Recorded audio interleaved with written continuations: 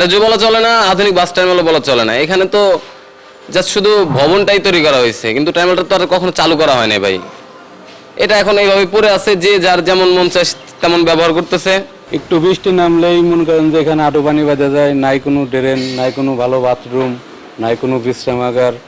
এখানে যে 5টা বাসের ড্রাইভার এখানে ভালোভাবে বসবে সেরকম কোনো জায়গাও নাই। সুবিধাই হয় না, ধরেন এখানে গাড়ি টাড়ি রাখলে পরে ওই গাড়ির তেল চুরি হয়, ব্যাটারি চুরি হয়ে যায়, পার্টসপাতি চুরি হয়, দোকানদারদের অনেক মালামাল চুরি হয়ে যায়। পৌরসভা থেকে আমাদের দোকান লিজ নেওয়া, পৌরসভা নিচে জেলা পরিষদের কাছ থেকে, ঠিক আছে। আমরা তো প্রতি মাসে ঠিকমতো ভাড়া দিচ্ছি, পৌরসভার ট্রেড লাইসেন্সের টাকা দিচ্ছি।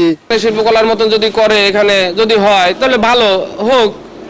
আর এই টার্মিনালটা বন্ধ হয়ে রয়েছে, এখানে এই পর্যন্ত কেউ পারেও না চালু করতে, আর চালু হবে কিনা এটা নিজেও জানি না। বাস টার্মিনালটি শহরের বাইরে বিধায় মানুষ মনে করে কি যে আমরা আমাদের টার্মিনাল আছে বা চালু আছে, এটা এদের বোধগম্য নাই।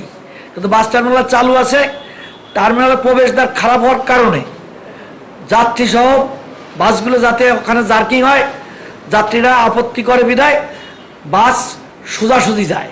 কালার এক্সপার্ট ডার্ক স্যাপ এবং মাইল্ড অন হ্যান্ডস টেকনোলজি সমৃদ্ধ অরিক্স অ্যাডভান্স ডিটারজেন্ট পাউডার আপনার লন্ড্রি এক্সপার্ট। গ্রহণ করেছি এবং পৌরসভা কিন্তু প্রথম 5 বছর 1 লক্ষ টাকা করে পরিশোধ করেছে এবং পরবর্তীতে এটি 2 লক্ষ টাকা করে পরিশোধের কার্যক্রম চলমান রয়েছে। সর্বশেষ 2025 সালে এটি কিন্তু প্রায় 10 লক্ষ টাকা জেলা পরিষদের অনুকূলকে পৌরসভা থেকে দেওয়া হয়েছে। গত 30 বছর যাবৎ এই টার্মিনালটা অব্যবহৃত অবস্থা পড়ে আছে। আমরা যেই জন্য এইটা পৌরসভার কাছে হ্যান্ডওভার করেছিলাম, সেটা সে কাজে পৌরসভা ব্যবহার করেন নাই। বর্তমানে এখানে গাড়ি রিপেয়ার বা গ্যারেজের আড্ডাখানা হয়েছে। রাতে এখানে মাদকসেবীরা মাদক গ্রহণ করে থাকে।